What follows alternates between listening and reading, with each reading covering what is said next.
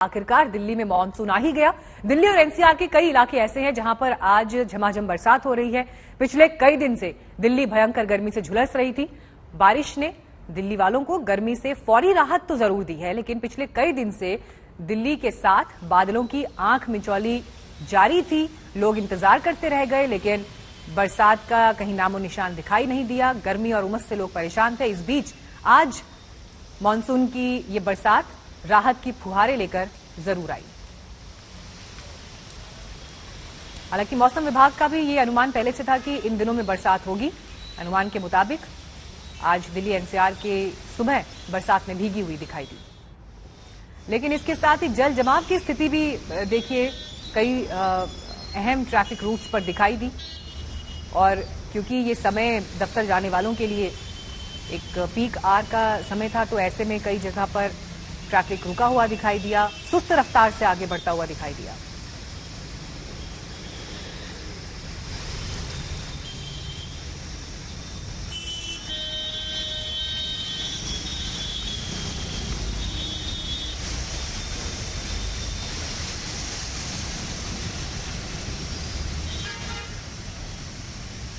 लगातार मौसम वैज्ञानिकों से इंद्र देवता के आंख मिचोली के बाद आखिरकार इंद्रदेव दिल्ली एनसीआर पर मेहरबान हुए।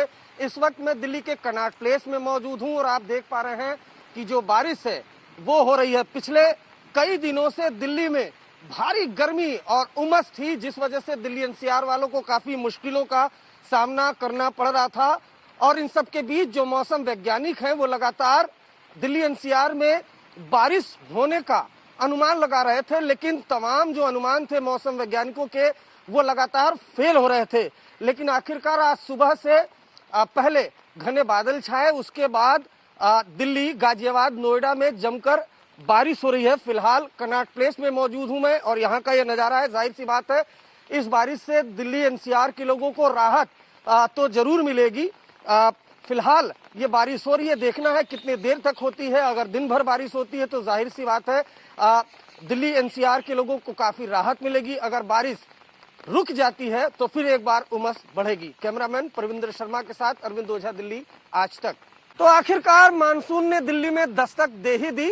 सुबह से झमाझम बारिश हो रही है, दिल्ली वालों को गर्मी और उमस से राहत मिल रही है। तो वहीं बारिश हुई है तो दिल्ली में जाम तो लगेगा ही। इस वक्त मैं एम सर्किल पर मौजूद हूँ और जरा नजारा देखिए, पूरा जो सर्किल है रुक रुक कर ट्रैफिक जो है वो चल रहा है। अगर आप सर्किल की शुरुआत देखेंगे तो शुरुआत सर्किल की होती है एम सर्किल की यहाँ से, और पूरा जो ये सर्कल है वो गाड़ियों से किस तरीके से पटा पड़ा है ये हम आपको दिखाना चाहेंगे।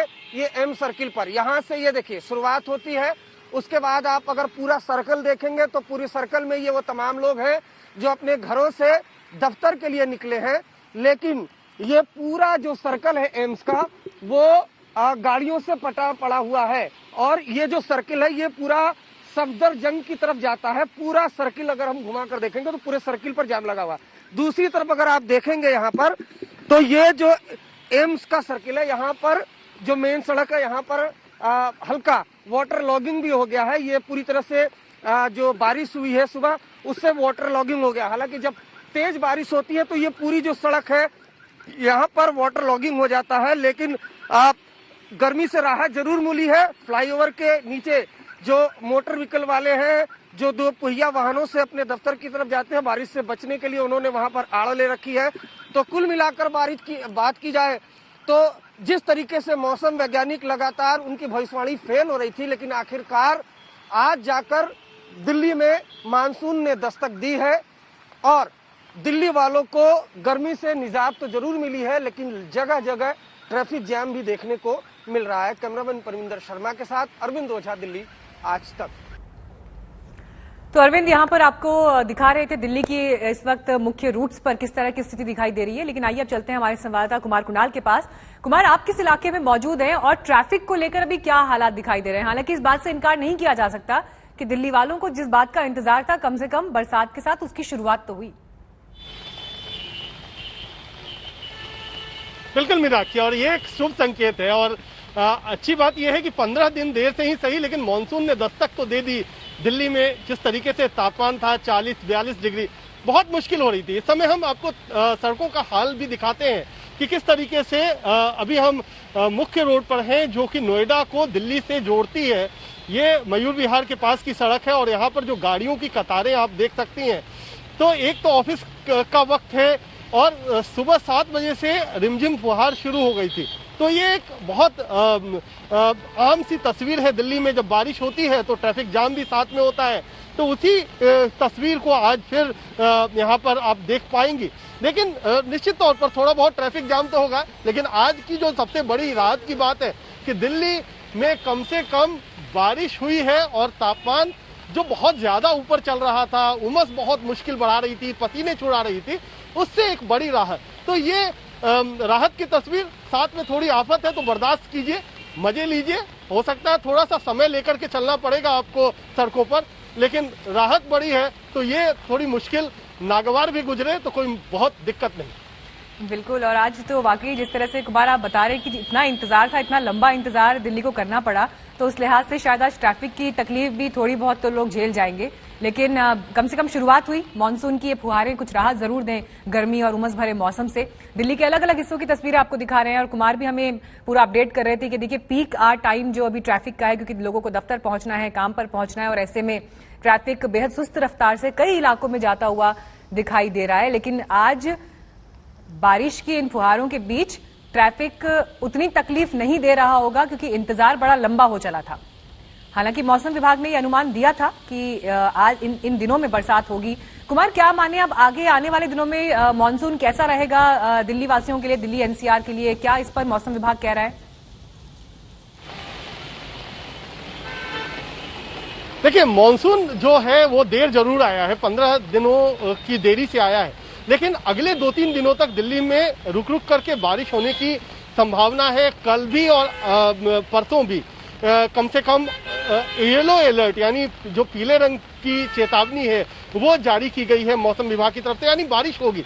और आने वाले लगभग इस महीने में कम से कम जो 15 दिन का वक्त बचा है उसमें एक अच्छे मानसून की उम्मीद मौसम विभाग जता रहा है।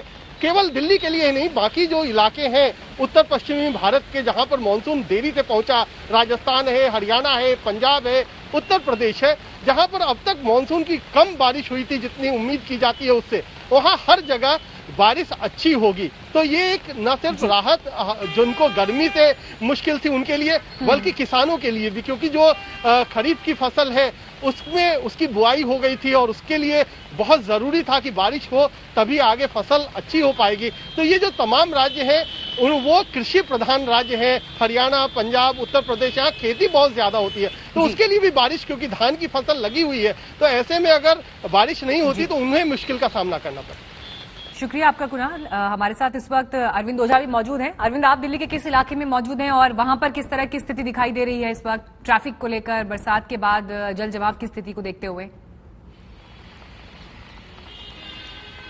देखिए मीनाक्षी, इस वक्त मैं तुगलक रोड में मौजूद हूं और यहाँ पर ये जो काफी वीवीआईपी इलाका माना जाता है, क्योंकि ये जो सामने रास्ता है प्रधानमंत्री आवास की तरफ जाता है और ट्रैफिक मूवमेंट अगर आप देख लीजिए, ये वीआईपी इलाका है और यहाँ का ट्रैफिक मूवमेंट इस कदर यहाँ पर ट्रैफिक जैम हो गया था कि ट्रैफिक पुलिसकर्मी को इस चौराहे पर आना पड़ा। लेकिन आपको अगर दिल्ली में बारिश, एनसीआर की बारिश की बात करूं तो मीम बनने लग गए थे कि बारिश आखिर कब होगी। सोशल मीडिया पर बकायदा बारिश को लेकर मीम बनने लग गए थे और जो मौसम वैज्ञानिक थे वो जिस होने लगी थी, लेकिन आखिरकार बारिश हुई। आज सुबह से बारिश हो रही है, लेकिन अगर आप देखेंगे ये का इलाका है और इस जी अरविंद, लौटूंगी आपके पास। दिल्ली के अलग अलग हिस्सों की तस्वीरें हमारे संवाददाता हमको दिखा रहे हैं, लेकिन एक राहत जरूर आज दिल्ली एनसीआर में लोगों को गर्मी और उमस के मौसम से मिली है। जनसंख्या नियंत्रण कानून, जिस पर देश में अभी बड़ी बहस चल रही है, जिसका ड्राफ्ट उत्तर प्रदेश में तैयार करके 19 जुलाई तक सबसे राय मांगी गई है। ऐसे में जब जनसंख्या नियंत्रण की जरूरी बात सरकार सोच सकती है तो बेरोजगारी और टीकाकरण नियंत्रण क्यों नहीं हो पाता?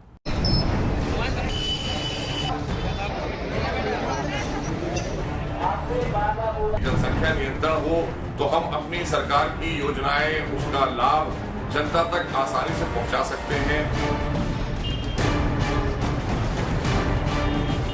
मुसलमानों को टारगेट किया जा रहा है। है ये ड्राफ्ट वाकई में फिर से एक चुनावी स्टंट के तौर पर उसको देखा जाना चाहिए। विकास के लिए और सामाजिक समरसता के लिए उचित नहीं है। भारत की आबादी को असंतुलित करने में आमिर खान जैसे लोगों का हाथ, ये दुर्भाग्य है। विशेष सुविधाएं नहीं लेना चाहते हैं तो स्वतंत्र हैं, 2 बच्चे करें, 5 करें, 10 करें, 20 करें। जैसे मुसलमान भाई हैं उनकी 3 औरतें होती हैं।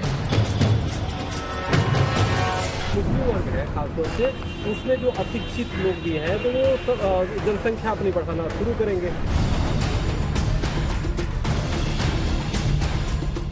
130 करोड़ से ज्यादा आबादी वाला देश भारत, जहां की जनसंख्या चुनावी भाषणों में देश की ताकत के रूप में प्रदर्शित की जाती है, उसी देश में आबादी को नियंत्रित करने की पॉलिसी का ड्राफ्ट जब चुनावी राज्य उत्तर प्रदेश में आता है तो विकास के लिए आवश्यक जनसंख्या नियंत्रण नीति राजनीति में फंस जाती है,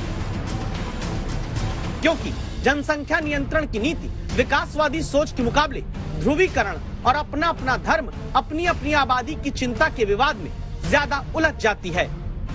1 मिनट में भारत में 31 बच्चे पैदा हो रहे हैं वर्ल्डोमीटर के अनुसार, और चाइना में 1 मिनट में 9 साढ़े 9 बच्चे पैदा हो रहे हैं, 10 बच्चे, तो 3 गुना का डिफरेंसेज है। ये हमारे लिए विकास के लिए और सामाजिक समरसता के लिए उचित नहीं है। योगी सरकार जनसंख्या नियंत्रण कानून जो लाने जा रही है ये सरासर गलत है और ये मुसलमानों को टारगेट किया जा रहा है। इस बात पर कोई सवाल नहीं कि जनसंख्या नियंत्रित होगी, आबादी संतुलित होगी तो सड़क, बिजली, पानी, अस्पताल, दवाई, पढ़ाई, ट्रेन, बस सब संसाधन सबको मिल पाएंगे। लेकिन फिर क्यों आबादी कंट्रोल करके विकास से ज्यादा धर्म के आधार पर ध्रुवीकरण जगह बना लेता है? क्या वजह ऐसे बयान है? लोगों का हीरो आमिर खान है। अब पहली पत्नी रीना दत्ता अपने 2 बच्चों के साथ, दूसरी पत्नी किरण राव अपने बच्चे के साथ, कहां भटकेगी उसकी चिंता नहीं, लेकिन दादा आमिर तीसरी खोज में जुड़ गए। यह जो दुनिया कहती थी कि ये अंडा बेचने के अलावा ज्यादा कुछ अकल है नहीं, इतना ही करे तो ज्यादा ठीक है। भारत की आबादी को असंतुलित करने में आमिर खान जैसे लोगों का हाथ, ये दुर्भाग्य है। बीजेपी के सांसद आमिर खान जैसे लोगों का शब्द इस्तेमाल करके धर्म विशेष को सीधे बढ़ती आबादी के लिए कटघरे में खड़ा करना चाहते हैं, लेकिन क्या यही सच्चाई है? उत्तर प्रदेश के उदाहरण से ही समझें तो 2011 की जनगणना के मुताबिक उत्तर प्रदेश में औसत हर महिला के 3.15 बच्चे, जबकि यूपी की हिंदू महिलाओं के औसत 3.06, जबकि मुस्लिम महिलाओं के औसत 3.6% बच्चे हैं। यूपी की 44.2% महिलाओं के 2 या 2 से कम बच्चे हैं, जिसमें 44.85% हिंदू महिलाएं हैं और 40.38% मुस्लिम महिलाएं। ये आंकड़े बताते हैं कि बढ़ती जनसंख्या को सीधे एक धर्म के चश्मे से नहीं देख सकते। ऐसे में जब उत्तर प्रदेश में जनसंख्या नीति के मसौदे में 2 से ज्यादा बच्चे होने पर सरकारी नौकरी न पाने और निकाय पंचायत चुनाव न लड़ पाने की बात कही गई, तब इस नियम में भी धर्म का एंगल ला दिया गया। वो सरकारी नौकरियों के चक्कर में ज्यादा नहीं रहते, उनको नगर निगम के चुनाव नहीं लड़ने हैं, तो वो उसमें क्या होगा कि हिंदू तो अपना करा लेगा नसबंदी जो भी है, 1-2 बच्चे से अधिक पैदा ऐसे भी नहीं कर रहा अधिकतर जो हिंदू है, और उस जब कानून बन जाएगा तो हिंदू तो कानूनन रूप से भी रुक जाएगा और वो नौकरी के चक्कर में, बच्चों के करियर के चक्कर में रुक जाएगा। लेकिन क्या होगा, एक वर्ग जो मुस्लिम वर्ग है खासतौर से, उसमें जो अशिक्षित लोग भी हैं तो वो जनसंख्या अपनी बढ़ाना शुरू करेंगे, लेकिन 5 साल 10 साल में इतनी जनसंख्या बढ़ जाएगी कि वो चाहे तो संसद की और चाहे तो संविधान की संशोधन कर सकते हैं। हालत यह है कि सबको अपने अपने धर्म की पड़ी है। नीति बनी है कि मुस्लिम पुरुष ने 3 विवाह किया और पहली पत्नी के 2, दूसरी से 1, तीसरी से 2 बच्चे, तो भले कुल बच्चे 2 से ज्यादा हो जाएं, लेकिन पत्नियां अधिकार से वंचित नहीं होंगी। पुरुष होगा जिसके कुल 5 बच्चे हो चुके हैं।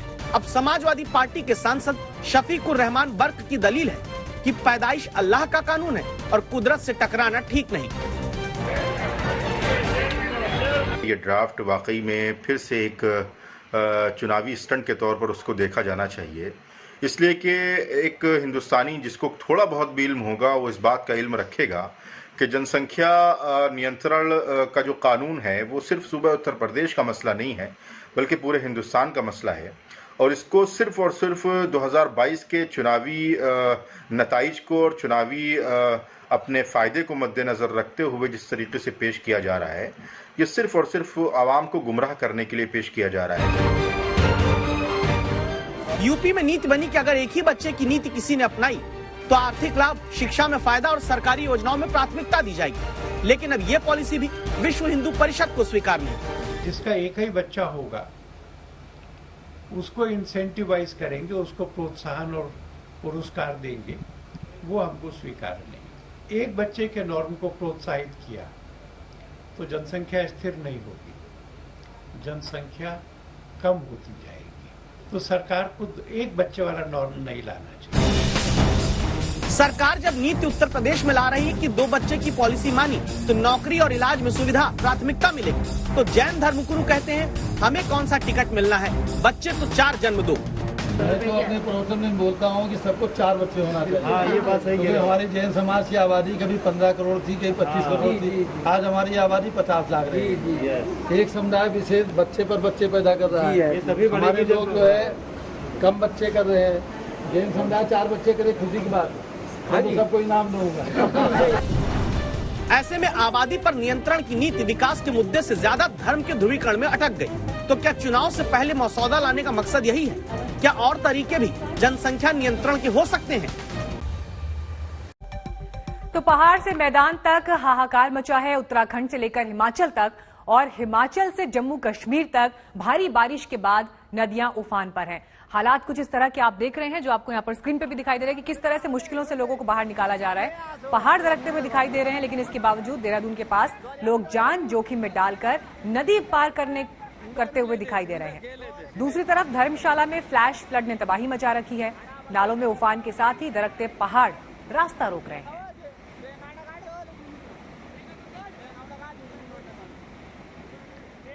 सिर्फ अगर पहाड़ों की भी स्थिति आप देखें तो चाहे हिमालयी राज्य हैं, जम्मू कश्मीर से लेकर हिमाचल प्रदेश, उत्तराखंड, तस्वीरें लगभग एक सी दिखाई दे रही हैं। कहीं पर हाईवे ब्लॉक हो गए हैं, रास्ते टूट गए हैं, तो वहीं पहाड़ों का मलबा गिरकर सड़कों पर आ रहा है, जिसकी वजह से ट्रैफिक जो वहां पर चल रहा है वो बाधित है। तो वहीं फ्लैश फ्लड जैसी स्थिति भी हिमाचल में कई हिस्सों में दिखाई दी।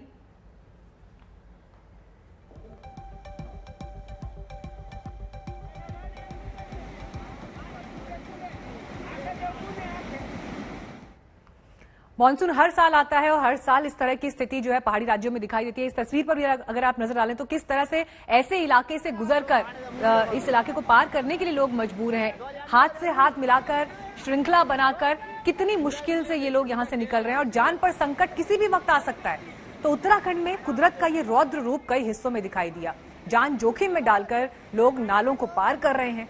देहरादून के पास की ये तस्वीर है, दिल को दहला देने वाली। उत्तराखंड की राजधानी के आसपास के अगर ऐसे हालात हैं तो आप सुदूरवर्ती इलाकों की कल्पना कीजिए कि वहां पर इस वक्त कैसी स्थिति होगी।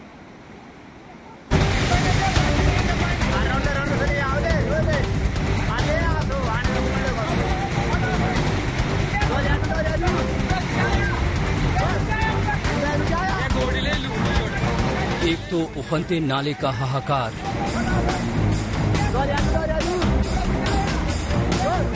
उस पर जिंदगी से खिलवाड़,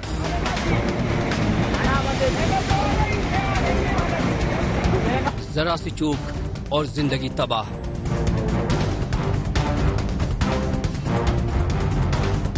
दिल दहलाने वाला ये वीडियो देहरादून से 50 किलोमीटर दूर विकास नगर के कोठी ताल से छानी का है।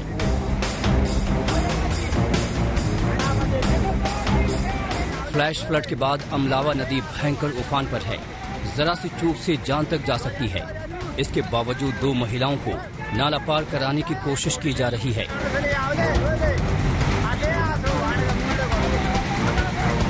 जोखिम इतना कि खुद बचाने वालों की चीख निकल रही है।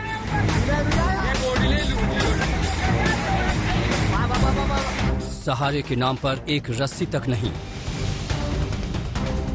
जैसे ही एक महिला के पैर उखड़ने लगे, बचाने वालों के होश उड़ गए। किसी तरह उसे मौत के मुंह से खींचकर किनारे तक लाया गया।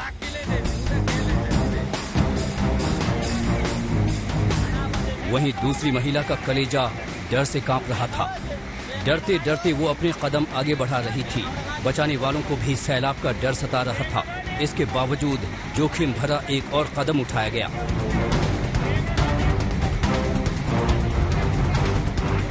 जैसे तैसे दूसरी महिला को भी किनारे तक लाया गया।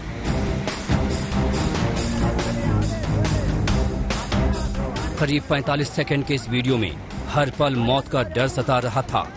धार की रफ्तार इतनी हाहाकारी थी कि सेकंड भर में इनमें से किसी की भी जान जा सकती थी।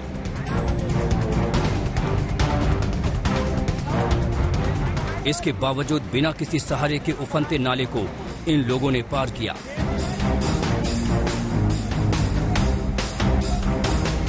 ऐसे समय में जब पूरे उत्तराखंड में भारी बारिश और फ्लैश फ्लड से हाहाकार मचा है, तब जान को दांव पर लगाने वाली ऐसी दिलेरी महंगी पड़ सकती है।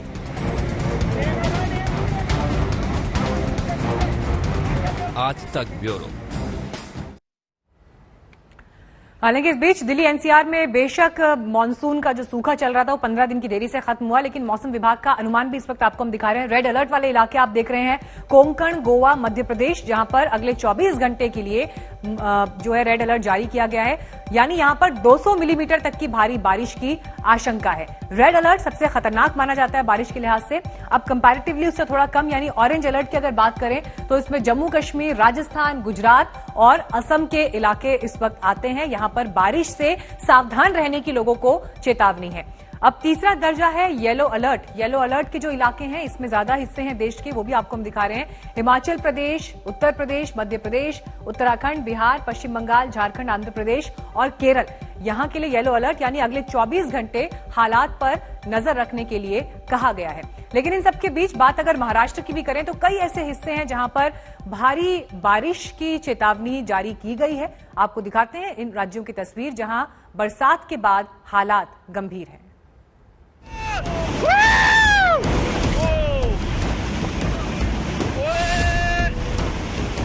देश के कई हिस्से पानी की मार से त्राहिमाम कर रहे हैं। लगातार बारिश के बाद हिमाचल प्रदेश के धर्मशाला में बादल फटा तो तबाही ही आ गई।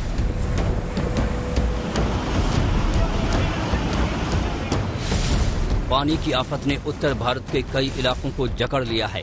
राजस्थान, उत्तर प्रदेश, मध्य प्रदेश, बिहार में लगातार आसमान से आफत बरस रही है।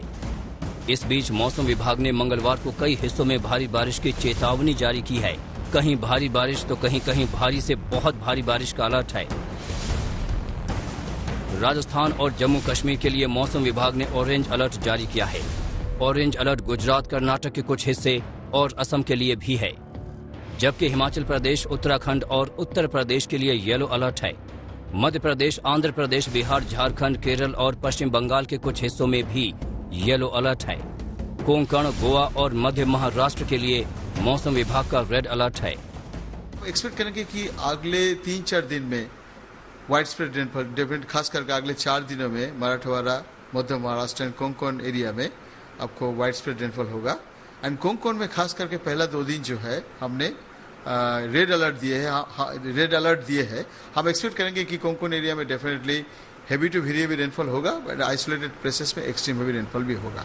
दिल्ली से कुमार कुणाल और संजय शर्मा के साथ आज तक ब्यूरो। बात अब हिमाचल प्रदेश की, जहां धर्मशाला में कुदरत की विनाश लीला की तस्वीरें दिखाई दी। तबाही के सैलाब में गाड़ियां तिनके की तरह बहने लगी तो घरों और दुकानों को भी सैलाब बहा ले गया। लोग तबाही का मंजर देखते रह गए।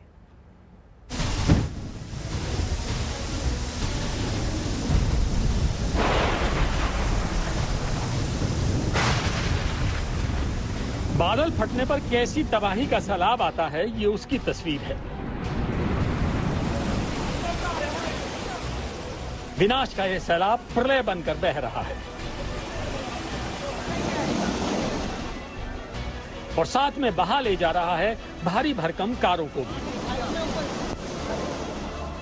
देखिए कैसे बह बह कर कारें एक दूसरे में फंस गई हैं, अटक गई हैं। जी हां, तबाही का ये मंजर हिमाचल प्रदेश के धर्मशाला का है। मानसून ने यहाँ ऐसा रौद्र रूप दिखाया कि देखने वालों के होश उड़ गए, और जिन्होंने इस तबाही को साक्षात देखा उनकी तो बस पूछिए मत।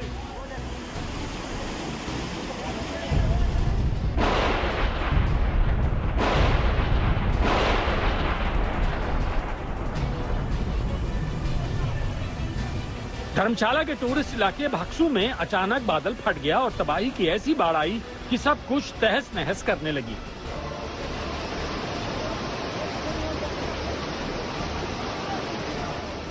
आज हम आपको दिखाएंगे कि आखिर ये बादल क्यों और कैसे फटते हैं। इस पर पूरी विस्तृत रिपोर्ट हम आपको दिखाएंगे। लेकिन धर्मशाला में भागसू में जब बादल फटा तो देखते ही देखते एक छोटे से नाले ने नदी का रूप धारण कर लिया। बाढ़ से भागसू का ये नाला ऐसा उफना कि इसकी तेज धार में कई लग्जरी गाड़ियां बह गईं।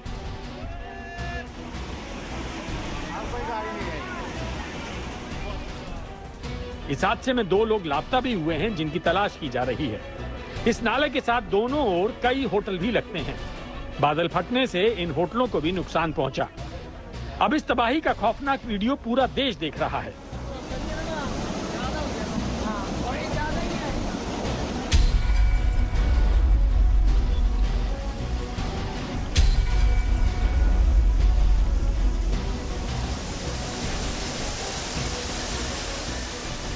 हिमाचल प्रदेश के धर्मशाला में हुई भयंकर बारिश से बादल फटा तो यहाँ की मांझी नदी में भी विनाश की बाढ़ आ गई। नदी ने किस तरह से तांडव मचाया ये आपको बताते हैं। जी हाँ, मांझी नदी में उफनता हुआ सैलाब 10 दुकानें और आधा दर्जन मकान अपने साथ बहा ले गया।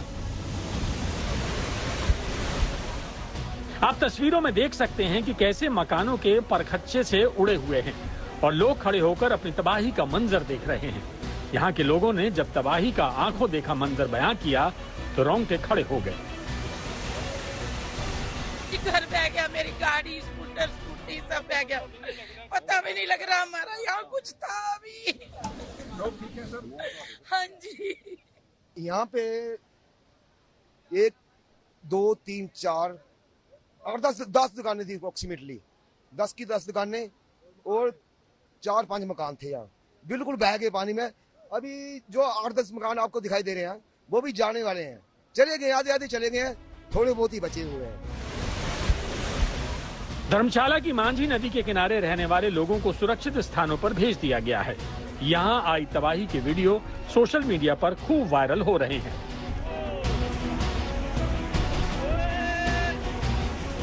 मैं इस समय धर्मशाला के चैतलू गांव में हूँ। आज प्राकृतिक आपदा की वजह से बहुत बड़ा नुकसान जो है हमारे धर्मशाला क्षेत्र में हुआ है। जगह जगह पर हम लोग आज विजिट कर रहे हैं, सभी जगह पे बहुत भारी नुकसान जो है आज इस बारिश के कारण हुआ है। अभी जहां पर हम लोग खड़े हैं ये एक हमारी ग्राम पंचायत चैतलू है। यहाँ पर कुछ एक दुकानें और कुछ घर जो है यहाँ पर बह गए हैं और अभी प्रशासन के साथ यहाँ पर आया हूँ। मौके पे हमारे SDM साहब हैं और साथ में अन्य अधिकारी भी यहाँ पर आए हैं। हम लोग यहाँ पर सारी चीजों को देख रहे हैं और इतना भी आश्वस्त कर देना चाहता हूँ जितना भी नुकसान हुआ है इनको कोई ना कोई रिलीफ के माध्यम से हम लोग राहत जरूर पहुंचाएंगे। हम आपको बता दें कि इस वक्त बड़ी संख्या में टूरिस्ट हिमाचल प्रदेश पहुंचे हुए हैं। ऐसे में बारिश और भूस्खलन ने बड़ी मुसीबत खड़ी कर दी है। इस तस्वीर को देखिए, कुल्लू में पहाड़ भरभरा कर गिरा तो एक कार की कब्र बन गई। मृत्युंजय पुरी, धर्मशाला, आज तक।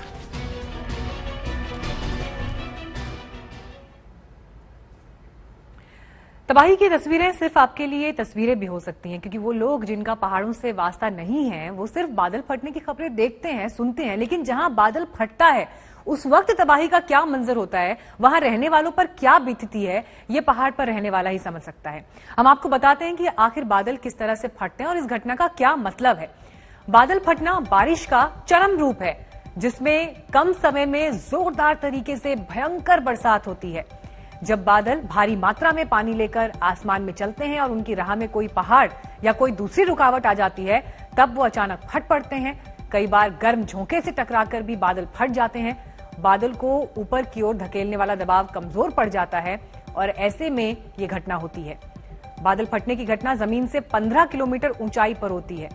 बादल फटने की खास बात यह भी है कि जहां पर यह घटना होती है उसी खास जगह पर एक छोटे हिस्से में भयंकर बारिश होती है। कई बार तो लाखों लीटर पानी एक साथ बरस जाता है और सैलाब की शक्ल अख्तियार कर लेता है।